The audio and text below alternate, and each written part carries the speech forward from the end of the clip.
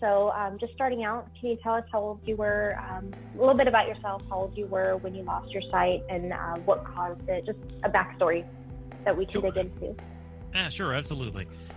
So I lost my sight when I was 18 to something called Leber's hereditary optic neuropathy, which I think is what someone named Joe lost his sight to in Dreamscape. So it was very similar to his story. I was driving home one night with my girlfriend at the time, and I reached up to rub my right eye and noticed that my left eye had this spot in the middle, and I was like, that's weird. So I'm pretty optimistic, so I'm like, I'm sure it'll be fine. Well, then a few weeks later, it wasn't fine, and endless doctor's appointments, and my right eye started to go, and I got tested for MS and a brain tumor and had drugs put in me, all kinds of stuff. And it was about a 6-week process, if I remember correctly. So it went pretty quick. And round about the 1st of August, actually I got my diagnosis August 2nd of 2001, because I remember the day because it's my mother's birthday. So it's happy birthday. Wow. So I got diagnosed that day and, went from there. So I actually ended up, that was the summer after I graduated high school.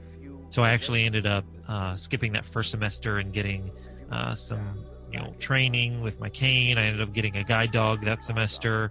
And then I went to college there in January of the following year. So that's basically the story of losing my sight. So it's been 17 plus years now since I've lost it. And that's pretty, it's a lot of people say that it's so amazing and interesting. It's really not. It's kind of boring, to be honest. It's a really boring story. But I don't think the story of losing my sight is the interesting part. I think it's what I've done since I've lost my sight that's more interesting, than anything else. Absolutely. Now, can you tell us what inspired you to help others through your YouTube channel? What made you just decide to start this big project of yours? Well, initially it just started with, I think initially it started with some podcasting because I was really interested in recording, and I always tell people that I like to talk and I like to hear myself talk, so podcasting was a really good fit. So I started doing that. And then, I don't know, I got into YouTube. I had a webcam, and I was like, well, I guess anybody could do this. So really, it started because I just wanted to make some videos more cathartic for myself, to be honest, talking about some of the things I struggle with or some of the myths or whatever. And it really wasn't anything planned out. I didn't have any equipment. I just would record. If you go back to my early videos, you can really see the level. I had nothing, and I was just like, hey, here we go, record. So I recorded a few videos, and then I started getting some feedback from people. I had some comments and some likes, and people were saying oh, are you going to make some more videos? I really like this. This is really helpful. And they tell their story. And I think that's really got me, interested because I'm very relational. And so with people, I love hearing their stories. And so when they share their story, hey, I lost my sight then, or I've been through this, or when you said that, I totally identified, and I realized my story coincided with so many other people's story.